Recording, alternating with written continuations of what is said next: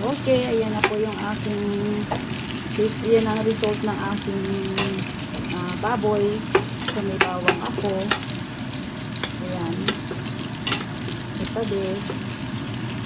Ingat-ingat. Okay, dito na ha. Sibuyas. Alam ko na.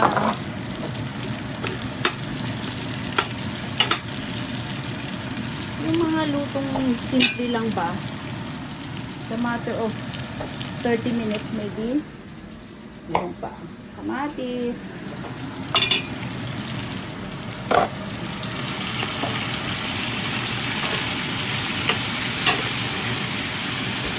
Ito na po. Kamatis, sibuyas, bawang, yung baboy. Then, i-add ko na lang yung kalabasa.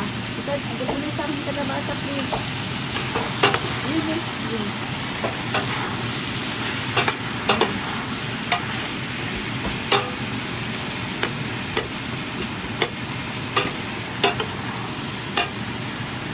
Please add the squash.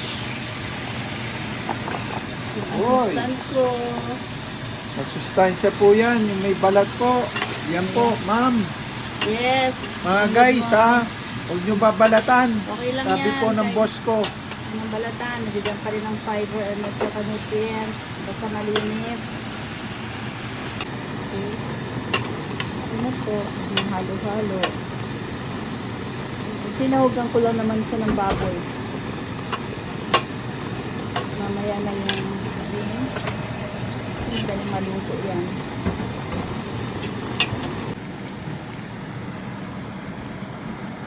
Lagyan ko po siya ng salted shrimp.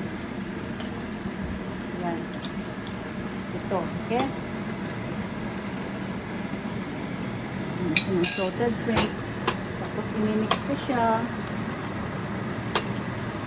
For sure, magugustuhan ko po ng mga estudyante namin. Kahit sila taga Paris, taga Switzerland, saan pa, Italy, Hong Kong, Korean, they will eat pinakbet. They can eat menudo. They can have adobo. Wala po silang pili-pili. Papakain namin sa kanila yan. Pinakbet with rice. In na in. Diba? Okay. Good.